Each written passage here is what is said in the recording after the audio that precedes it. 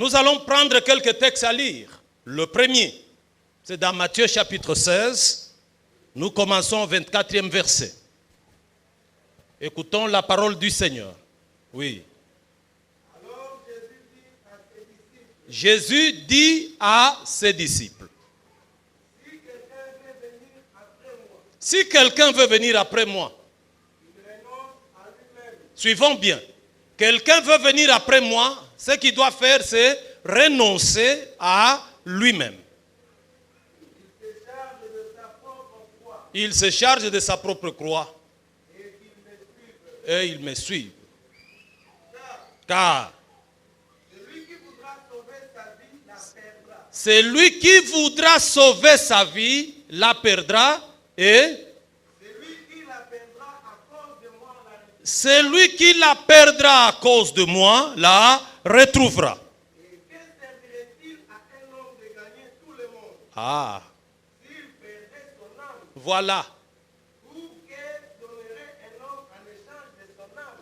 Qu'est-ce que ça va servir? On te dit de perdre pour gagner, toi tu dis non, je ne veux pas perdre. Moi je ne veux pas perdre, je veux tout gagner. À la fin, tu te retrouves que tu n'as rien gagné, tu as tout perdu. Alors le Seigneur pose la question, ça sert à quoi? Kassong, qu'est-ce que le Seigneur nous parle dans Matthieu chapitre 19 au verset 21?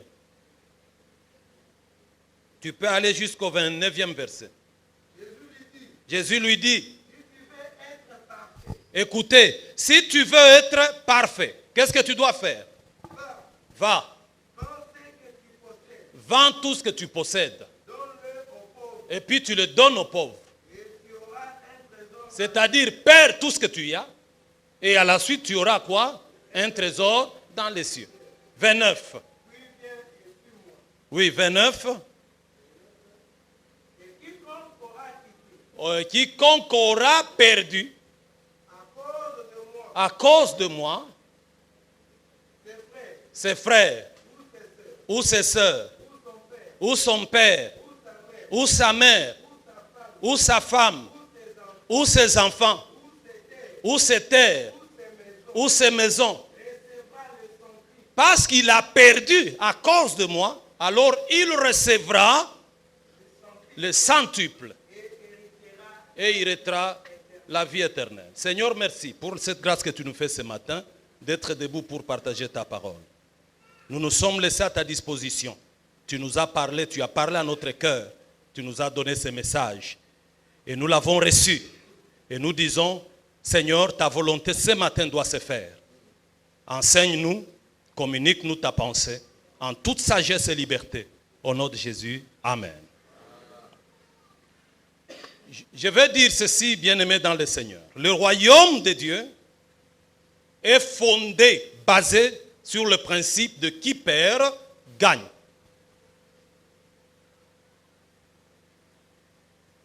Ce principe veut tout simplement dire,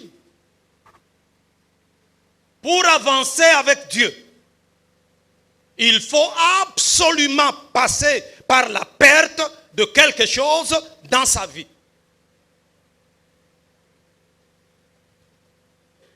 Et ce que l'on perd, on ne doit pas le perdre pour un homme, on le perd pour Dieu. Je perds pour le Seigneur.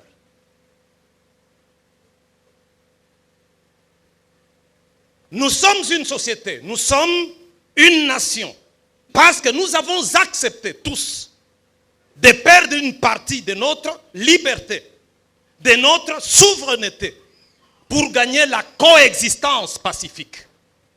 C'est pour ça que nous sommes une nation. C'est parce que nous avons accepté, chacun à son niveau, de perdre une partie de sa liberté, une partie de sa souveraineté pour devenir une société, ensemble, pour définir une coexistence pacifique. Donc il faut perdre. Dans la vie, celui qui tient à ses principes, à son caractère, qui refuse d'en perdre quelque chose, ne saura vivre avec les autres. C'est impossible. Dans la vie, Celui qui tient à son caractère, à sa personnalité, à sa dignité. Celui qui tient à ce qu'il est, qui refuse de perdre quelque chose dans ce qu'il est, il ne saura pas vivre avec les autres. Vivre avec les autres, c'est accepter de perdre quelque chose au nom de la paix et de la cohabitation. Alors nous arrivons au stade de comprendre que la paix ne se recherche pas dans le gain. La paix se recherche dans les pertes.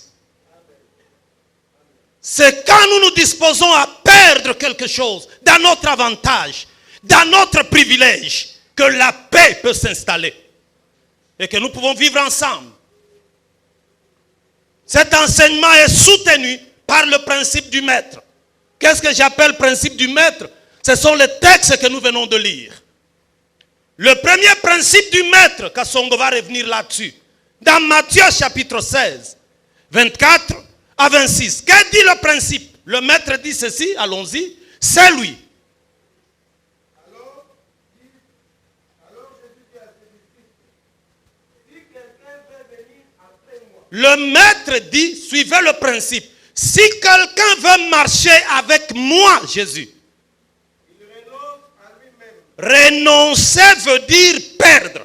C'est-à-dire, dans sa personne, dans ses avantages, il doit accepter de perdre quelque chose pour qu'il soit en mesure de marcher avec moi.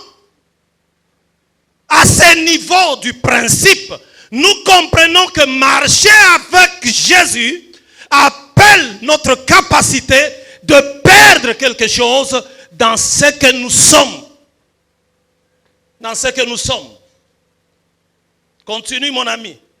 Il se charge de sa foi Hmm. et il me suit. Oui. Car c'est lui qui voudra sauver sa vie. Le maître énonce le principe. Si quelqu'un veut gagner la vie, c'est quelle vie? La vie de Dieu. Si quelqu'un veut la gagner, c'est quelle vie? La vie paisible. Si quelqu'un veut la gagner, c'est quelle vie? La vie heureuse. Si quelqu'un veut la gagner, le maître dit, il doit être prêt à perdre quelque chose. C'est lui qui ne veut pas perdre la vie difficile qu'il a, la mauvaise vie qu'il a, la vie de désordre qu'il a. C'est lui qui ne veut pas la perdre. Il ne gagnera jamais la bonne vie. Il ne gagnera jamais la vie ordonnée. Pour gagner la vie ordonnée, il faut accepter de perdre ce que l'on a de médiocre. Et nous comprenons, si en perdant nous gagnons, il est aussi vrai qu'en voulant gagner, nous allons perdre.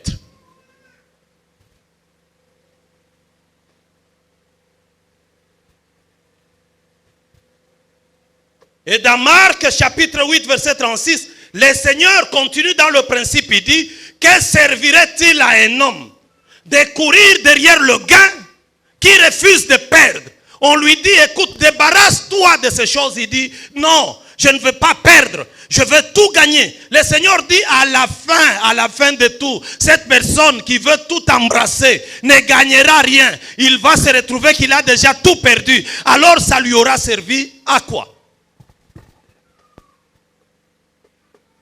Dans Matthieu chapitre 10, 39e verset, le Seigneur énonce le principe, il dit, c'est lui qui veut gagner sa vie, qui veut la garder, la protéger, la chérir, il la perdra. Mais celui qui comprend qu'à cause de Dieu, je peux perdre cette vie que j'ai pour gagner ce qu'il y a de meilleur, retrouvera sa vie avec une valeur ajoutée. Alors dans Matthieu, je suis dans le principe du maître. Au verset 19, 21e verset. Il y a un monsieur qui rencontre Jésus. Il lui dit, Seigneur, qu'est-ce qu'il faut faire de bon? Jésus le regarde. Il lui dit, ce qu'il y a de bon à faire. Mais tu observes Moïse. Il dit, j'ai tout fait. Tu aimeras le Seigneur ton Dieu de tout ton cœur, tes pensées, tes forces. Il dit, j'ai tout fait. Le Seigneur le regarde. Il dit, tu n'es pas loin. Mais il te reste une chose. Ça voudrait dire, ces messieurs connaissaient les Saintes Écritures. Ils venaient à l'église, on enseignait. Il disait aussi Amen et Alléluia. Mais il n'était pas prêt à entrer dans la dimension de perte. C'est ainsi que le Seigneur lui dira, ce qui te reste à faire, va chez toi. Rassemble tous tes biens. Tu les vends. Après avoir vendu, prends cet argent, donne aux pauvres. C'est une perte. Après avoir perdu, viens suis-moi. La Bible dit, le jeune homme s'arrêta, regarda le Seigneur et s'en alla. La grande difficulté de chrétiens et de ceux qui sont à l'église est au niveau de perdre. Beaucoup de gens ne sont pas disposés, ils ne sont pas prêts à perdre de leur vie quelque chose. Ils ne sont pas prêts à perdre de leur caractère et de leur nature. On ne marchera pas avec Dieu en état brut. Pour marcher avec Dieu, il faut être raffiné. Et quand on parle du raffinage, ça voudrait dire qu'il y a des résidus qu'on doit enlever. Dans la nature de chacun de nous, il y a des résidus. Ce qui empêche la gloire de Dieu de nous atteindre. Ces choses-là, il faut accepter de le perdre pour permettre à la gloire et son éclat de venir nous couvrir.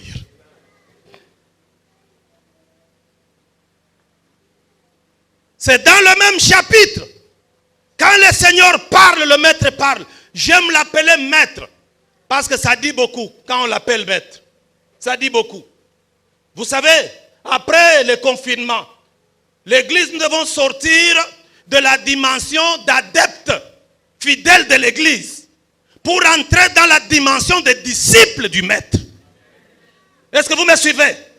Nous devons entrer dans la dimension. Je vais vous dire la vérité. Sur la terre, aucun pasteur ne peut sauver. Sur la terre, aucune église ne peut sauver. Sur la terre, aucune dénomination ne peut sauver.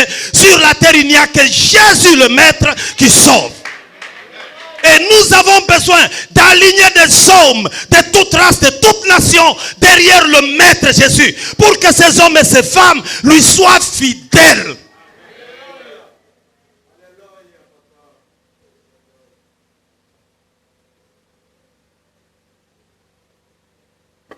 Pendant que le maître parle, Pierre regarde le maître, parce que le maître a terminé par une phrase difficile où il dit, il sera très difficile à un riche d'entrer dans le royaume de Dieu.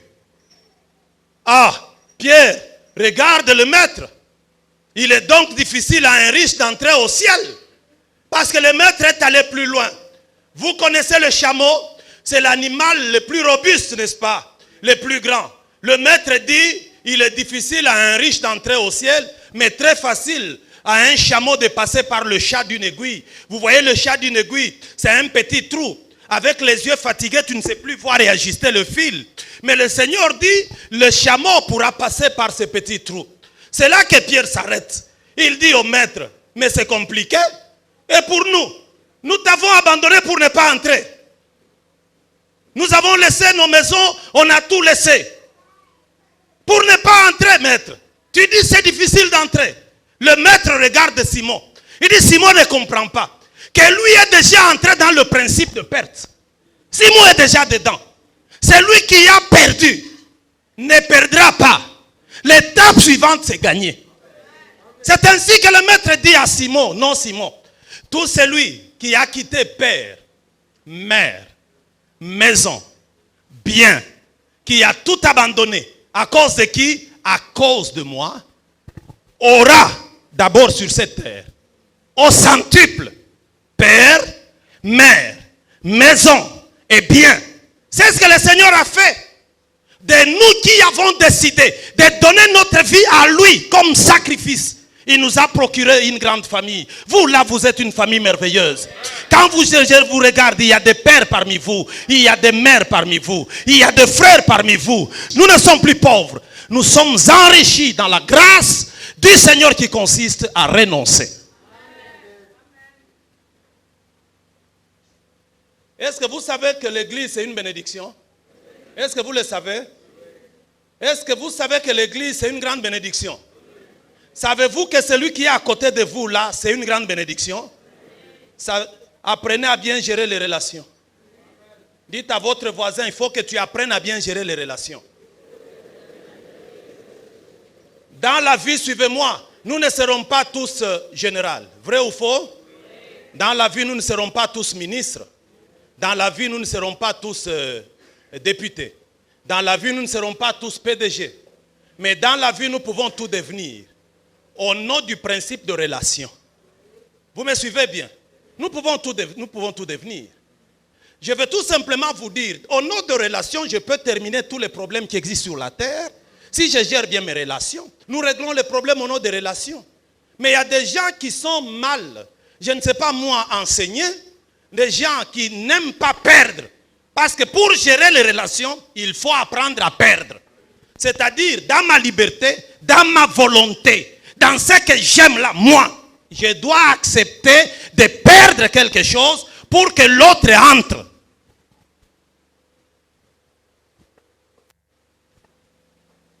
Nga na botama boye. Soki na lobi lelo na osekate na osekate. Et puis ata ba blague na nga na lingaka ngote. O kufa yo moko. Ezana makambo mususu to salaka simplement pour gérer les relations. Yo kanisi biso nyonso to sekaka pamba boy. Oye na ndako wana okutinga te. Ezana ba mama mususu ki o moninga obanga. Otalinga na tali yo miso apembeni. Mais au nom de relations, nous apprenons à bien regarder, à bien parler, à être courtois, à être poli, même si ça ne m'arrange pas ce que tu fais. Vous savez, la vie en communauté, ce n'est pas toujours moi. Non, non, toi tu n'es pas le seul, tu n'es pas Dieu, tu n'es qu'un homme. Tu dois accepter de perdre quelque chose. Vous savez, même dans nos mariages, nous avons des problèmes pour entrer dans la paix parce que nous n'aimons pas perdre. L'homme veut être un chef absolu. Et puis il y a des chefs villageois. Il est un chef absolu. Je suis chef. La femme veut passer à côté. Papa chéri. Est-ce que tu peux me passer les balais là? Chez nous, un homme ne donne pas les balais à une femme. Tu n'auras pas de bonheur et tu ne vivras pas la paix.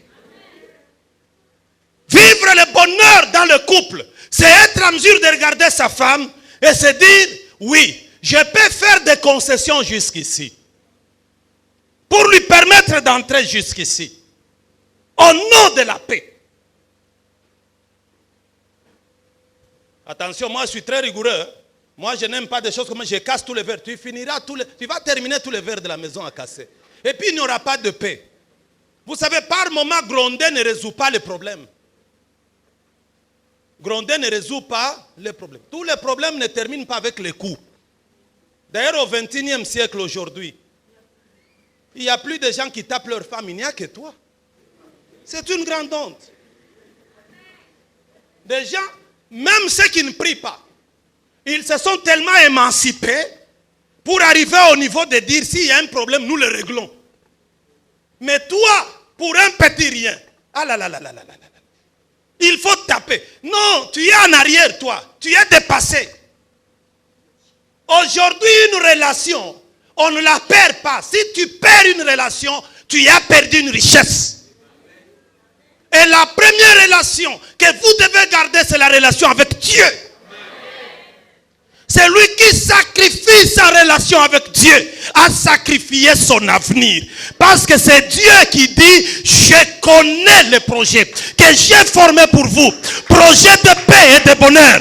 Pour vous donner un avenir et un avenir plein d'espérance. Sois en relation avec celui qui forme le projet. Je vais dire à quelqu'un, avec ce Dieu, ce que j'ai appris. Aujourd'hui, nous pouvons dormir dehors. Aujourd'hui, on peut dormir sur une natte. Mais ce qui va arriver demain, lui-même sait. Voilà pourquoi la Bible dit, il y a de l'espoir pour tout celui qui vit. Je vous dis la vérité. Et puis, je veux dire à quelqu'un, les circonstances qui arrivent dans la vie ne sont pas gratuites. Les circonstances qui arrivent dans la vie ne sont pas fortuites. Les circonstances qui arrivent dans la vie, c'est pour notre bien. Pour nous former, pour nous tailler. par rapport à notre destinée. Parce que personne ne peut entrer dans sa destinée d'une manière brute. Il faut que le Seigneur te raffine. Et pour te raffiner, tu dois passer par l'école de Dieu. Et à l'école de Dieu, je vous ai toujours dit, il n'y a ni tableau noir, ni craie blanche. À l'école de Dieu, le Seigneur nous enseigne par des événements, des circonstances, des hostilités que nous rencontrons. Il y a par moments des gens qui nous rejettent. Ils pensent terminer avec nous. Cependant, en nous rejetant, ils nous abandonnent entre les mains du Seigneur et le Seigneur nous récupère. Je suis en train de voir quelqu'un ce matin qu'on a rejeté, que le Seigneur est en train de récupérer. Le Seigneur te récupère pour t'introduire dans ta destinée.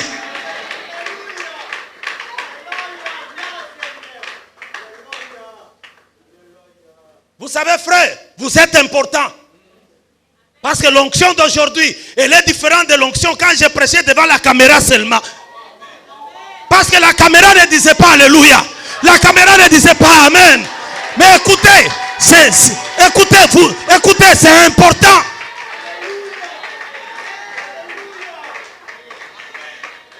Alors, relation avec Dieu. Frère, la relation avec Dieu, elle est importante. Dans cette vie et dans la vie à venir. Mais pour gérer cette relation, il faut perdre. Vous allez voir dans le principe du maître, en Philippiens, chapitre 2, verset 5. La Bible nous montre le principe du maître dans la vie du maître lui-même. Nous avons un maître qui n'enseigne pas de la théorie. Vous savez, la faiblesse de notre système éducatif, c'est d'avoir les gens qui n'ont aucune expérience, mais qui enseignent les théories. Et quand ils enseignent leurs théories, ils n'ont même pas de conviction dans ces théories. C'est ainsi qu'un homme a dit, si quelqu'un croit réussir à cause de son diplôme, et si quelqu'un d'autre croit échouer parce qu'il n'a pas de diplôme, il est tout simplement malheureux. Parce que cette formation que nous avons reçue, nous l'avons reçue des hommes incompétents. Simplement qui ont eu besoin du travail, on les a pris comme professeurs, ils ont commencé à enseigner ce qu'ils lisent dans les livres, qu'ils ne comprennent pas eux-mêmes. Et après avoir accumulé ces choses, ils nous ont donné un papier qu'ils ont appelé diplôme de licence ou de graduat. Si tu dois asseoir toute ta vie rien que sur ça et penser que c'est cela qui peut faire de toi ce que tu dois devenir, erreur. La vie de l'homme est entre les mains de Dieu. D'ailleurs, la preuve en est que plusieurs ici, il y a des gens qui ont fait la pharmacie. Et les autres ont fait la cordonnerie. Ici, il y en a. Mais qui sont en train de réussir dans d'autres domaines.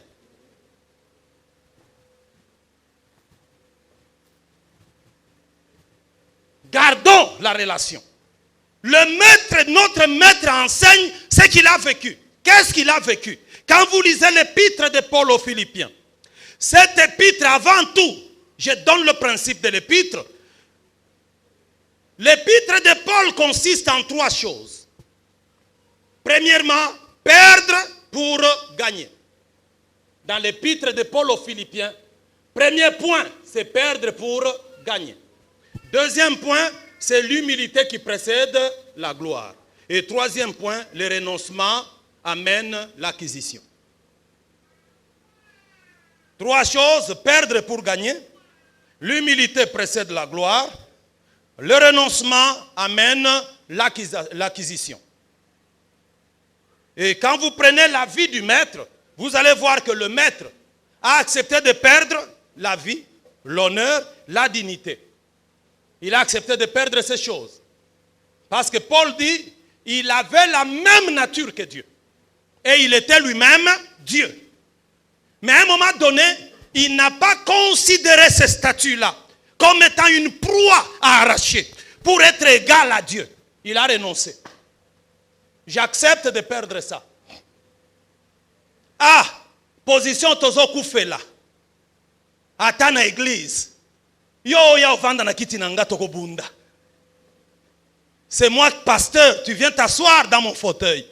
Et essaie d'aller t'asseoir sur le fauteuil de l'ancien Jean-Claude. Lui aussi va te tenir dans les habits. C'est moi l'ancien. Quitte ici. La position, c'est quelque chose de bien, frère, que personne ne vous trompe. La position, c'est quelque chose de bien, qu'on ne vous trompe pas. Je vous dis, la position, c'est quelque chose de bien. Quand tu as une position, tout devient bon. Oui. Je faisais rire un frère.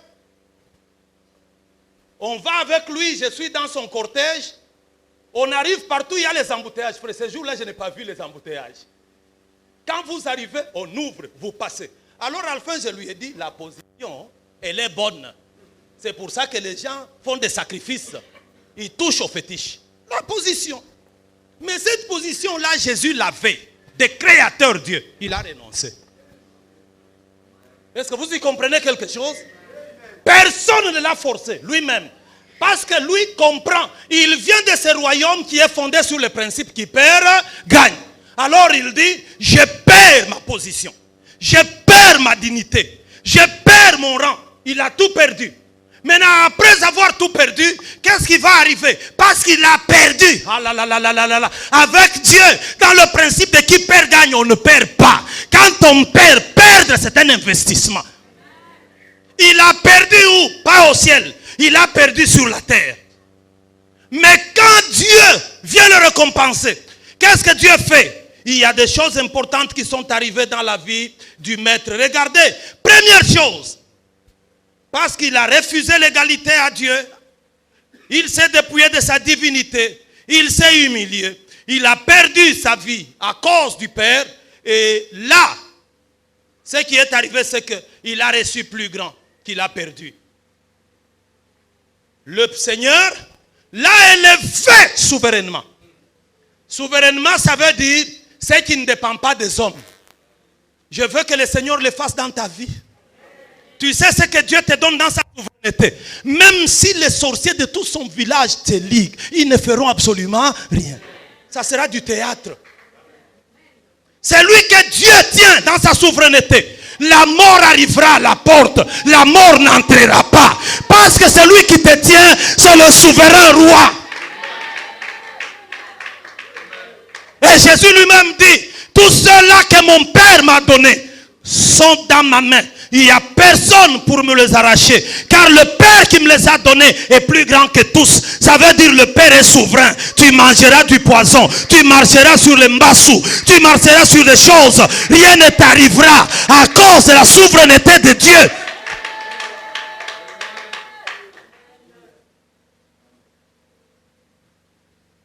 Le Père ne l'a pas qu'élevé souverainement. Il lui a donné le titre de Seigneur. Vous savez, le Seigneur, nous avons appris à l'école, le Seigneur et les vassaux, n'est-ce pas? Le Seigneur, c'est le faiseur de loi. Le Seigneur, Jésus-Christ, c'est le grand Seigneur. Il est Seigneur établi sur les vivants et sur les morts. Il y a des seigneurs que nous connaissons qui ne sont seigneurs qu'au niveau de leur quartier. Je vais aller plus loin. Savez-vous que même les esprits, il y a les esprits fonctionnent selon les régions, selon le pays. Il y a certains esprits de chez toi au village qui ne peuvent pas quitter ton village pour venir à Kinshasa. Il y a des esprits, comme on les appelle territoriaux, qui ne peuvent pas partir du Congo pour aller en France. Ils sont limités. Mais le Seigneur Jésus, lui, il est le Seigneur de tous les esprits. Il est au-dessus des esprits. Les esprits de la magie indienne, les esprits de la magie chinoise, tous les esprits, c'est le Seigneur qui est au-dessus. Il a perdu sur la terre cette position. Mais Dieu lui a rendu triplement la position. Il l'a positionné dans le ciel, sur la terre et sous la terre. C'est merveilleux. Ce qu'il a accepté de perdre, c'est ce qu'il était sur la terre et où? À Jérusalem, en Israël. Mais ce qu'il a reçu du Père est plus grand que Jérusalem. Aujourd'hui, nous l'adorons, nous l'appelons Seigneur ici. Et il est véritablement Seigneur. Ce qu'il dit arrive. D'ailleurs, il a démontré, non? Dans un pays comme le nôtre, sans infrastructure médicale, un pays sans produits pharmaceutiques. Frère, si Covid pouvait entrer dans nos maisons, sans respirateur, on allait fabriquer quel type de respirateur? Avec des bidons? C'est parce qu'il est Seigneur. Même sur Covid-19. Lui est Seigneur. C'est lui qui a dit à Covid-19, tu viens de la Chine, tu passes par l'Europe, tu vas en Amérique, mais pour aller en Afrique, non, tu t'arrêtes là. Et Covid a obéi. Parce qu'il est le Seigneur. Frères et sœurs, si vous avez besoin de relations, chaque président est président pour son pays. Chaque roi est roi pour son royaume. Mais le Seigneur Jésus est le Seigneur des seigneurs. Le roi des rois. Il est partout. Il est Seigneur partout. Il est adoré partout.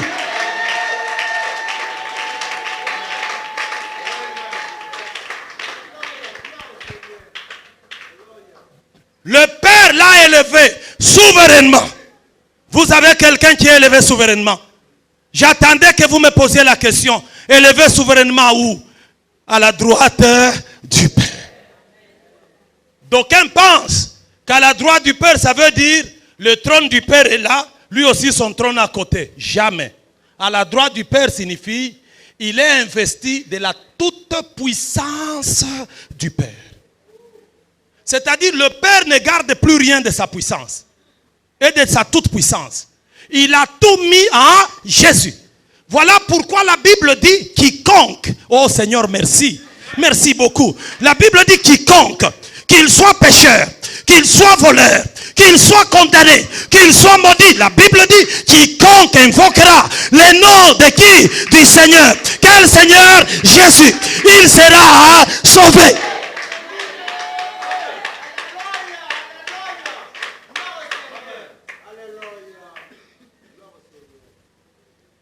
Alors écoutez frère, nul ne peut être grand et gagner sans perdre. La grandeur d'Abraham se cache dans la perte. Parce que Dieu a dit à Abraham, tu quittes ton pays, ta famille. Tu quittes, tu abandonnes, acceptes de perdre ça. Abraham regarde, je laisse ma famille. Oui, à un moment donné, il y a des choses que nous devons laisser. Tu sais, tu ne peux pas naître de Dieu, recevoir la vie de Dieu, si tu n'acceptes pas de perdre l'ancienne vie. D'ailleurs, l'ancienne vie là est dépassée. Est-ce que tu sais que c'est dépassé? L'ancienne vie te pousse à faire des choses qui sont dépassées.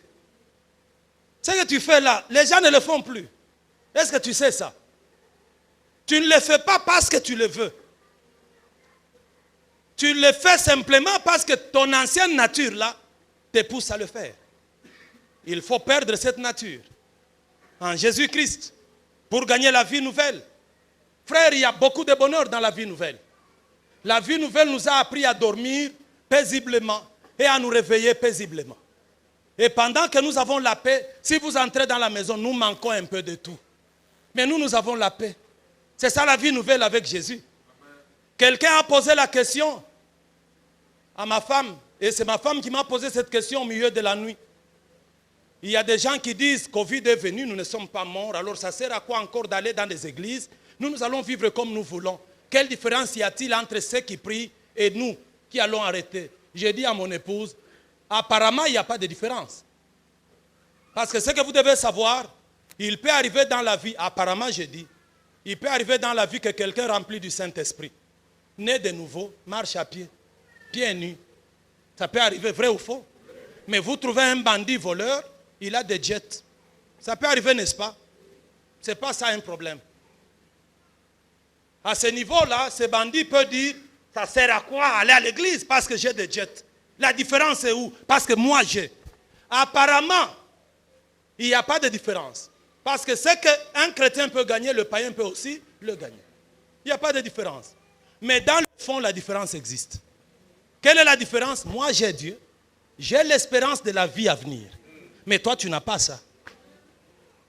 Alors, quand on parle mort, toi, tu seras beaucoup agité.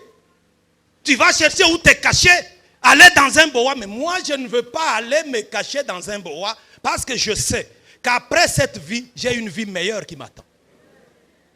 C'est là la différence qui est fondamentale. Moi, je vais aller quelque part, mais toi, tu n'as pas où aller. Tu vis pour aujourd'hui seulement. Mais moi, je vis pour aujourd'hui et pour demain. On est ensemble. Abraham a abandonné son père, sa patrie pour gagner une nation. Si Abraham n'avait pas quitté sa patrie, il n'allait pas gagner plus grand. Abraham est devenu aujourd'hui père d'une multitude. Il n'est pas devenu que nation, Abraham est devenu même terre. Il fait de grandes conquêtes jusqu'à aujourd'hui. Tout ce qui se passe en Palestine, c'est Abraham. Pour entrer dans la gloire de Dieu, nous devons absolument perdre le corps. Est-ce que nous sommes ensemble? Personne n'entrera dans la gloire de Dieu avec ses corps. Pour entrer dans la gloire de Dieu, il faut d'abord perdre ses corps. Si quelqu'un veut voir Dieu, il faut qu'il accepte un jour de perdre le corps ici. Il faut le perdre un jour. C'est à ce niveau que Paul, parlant aux Corinthiens, 2 Corinthiens, chapitre 5, Paul appelle ce corps une tente. Et il dit, nous sommes dans cette tente pour un séjour temporaire. Et après un temps, nous devons sortir de cette tente pour entrer dans la gloire. Il est impossible d'entrer dans la gloire sans perdre cette tente. C'est ainsi, quand vous lisez la Bible, en Apocalypse, on dit, dans le temps de la fin, Dieu enverra 2 messagers. Et les 2 messagers dont il est question, c'est Élie et Enoch. Pourquoi Élie et Enoch? C'est parce que Élie et Enoch n'ont pas connu la mort. Ils ont été enlevés dans le corps. Or, avec ces corps, on ne voit pas la gloire. Voilà pourquoi ils doivent revenir. Ils seront tués à martyrs pour se débarrasser de ces corps et entrer dans la gloire. Celui qui ne perd pas ne gagne pas.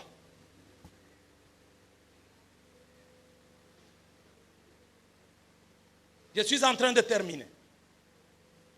Tout se gagne par la perte. La nouvelle naissance, c'est accepter volontiers de perdre notre ancienne manière de vivre. Celui qui n'accepte pas de perdre son ancienne manière de vivre avec ses habitudes ne pourra jamais gagner la vie éternelle. L'amitié avec Dieu, c'est simplement la volonté de vivre non selon nous, mais selon Dieu. Jésus dit, je fais toujours la volonté de mon Père. C'est-à-dire, je renonce, je perds ma liberté pour entrer dans celle de Dieu. Il nous dit dans Matthieu, vous aussi, quand vous priez, aspirez à cela. Dites à Dieu, notre Père qui est dans les cieux, que ton nom soit sanctifié, que ton règne vienne, que ta volonté soit faite sur la terre comme au ciel. Ça veut dire, amène-nous à renoncer à notre volonté, à perdre ce que nous voulons pour entrer dans ce que toi tu veux. On ne peut pas avoir Dieu, gagner le cœur de Dieu, tout en étant entièrement nous. Jamais. Il faut qu'on puisse sortir de nous. Nous devons perdre le nous. L'orgueil, le problème des hommes, c'est le moi. L'égoïsme, c'est le moi. Moi là, moi Henri, moi je dis, moi Mbouya. Ni moi. Il faut accepter de le perdre. Et quand on perd le moi, tout marche. Beaucoup de problèmes de la vie sont dus à notre volonté de refuser de perdre. Je vous ai dit, il n'y a pas de paix dans le couple quand on n'accepte pas de perdre entre l'homme et la femme. Il n'y a pas d'amitié qui dure. Beaucoup de personnes commencent les amitiés, puis après quelques temps, ça gâche. Pourquoi? Parce que quand il marche un peu, sa mauvaise nature là vient monter à la surface, tout tombe. Et on se vante.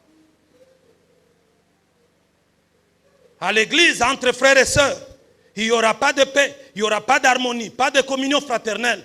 Si l'on n'arrive pas à accepter et à entrer dans la vision, le modèle du maître, c'est-à-dire accepter de perdre. Nous devons perdre.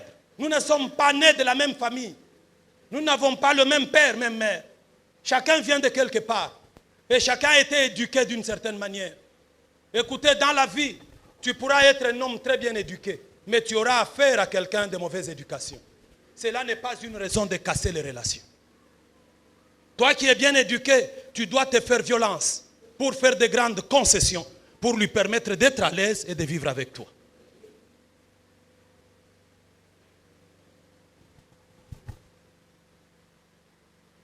Dieu vient donner à chacun de nous une seconde grâce. Le culte d'aujourd'hui, je l'appelle une seconde grâce. Le Seigneur vient nous donner à chacun de nous une seconde grâce. J'ai refusé d'appeler ça seconde chance. Parce que nous ne sommes pas dans le monde. Nous sommes en Christ. C'est une seconde grâce.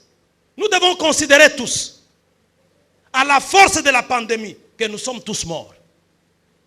Mais si nous pouvons être là, c'est une seconde grâce. C'est comme qui dirait, mort, le Seigneur nous a ressuscités. Et pourquoi il nous a ressuscités? Pour que nous apprenions à vivre dans l'équipe gagne.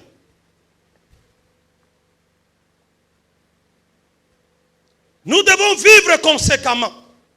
C'est-à-dire en acceptant de perdre ce qui est ancien.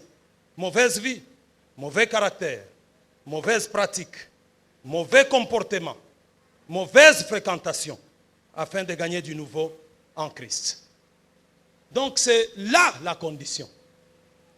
Pour devenir meilleur en Christ et entretenir l'amitié avec lui, il faut accepter de perdre. Ce que nous perdons, c'est ce qui nous est cher. Jésus a perdu ce qui lui était cher. Nous perdons ce qui nous est cher. Si tu n'acceptes pas de perdre ce qui t'est cher, ça peut être une relation, une fréquentation. Mais elle est mauvaise, cette fréquentation. Chaque fois que tu prends les bonnes décisions d'arrêter avec les concubines, il suffit de rentrer dans cette relation, eh bien tu vois, tu reprends. Il faut couper cette relation, il faut la sacrifier, il faut la perdre. Il faut perdre beaucoup de choses. Il faut perdre. Les relations, nous devons avoir des relations utiles. Que servirait-il à un homme de gagner le monde entier et si à la fin, il va tout perdre? La vie, c'est qui perd, gagne. Si tu n'acceptes pas de perdre, tu ne gagneras pas. Car Dieu a tant aimé le monde. Qu'est-ce qu'il a fait? Il a donné. En donnant, vous pensez que là où était Jésus, quelqu'un d'autre est venu? Non. Un vide s'est créé. C'est-à-dire dans les choses de Dieu. Car Dieu a tant aimé le monde. Il a donné. C'est-à-dire Dieu a perdu. Après avoir perdu, quand vous lisez la Bible dit, pour avoir accepté de donner, Dieu s'est gagné un peuple nombreux. Dieu s'est gagné un peuple nombreux.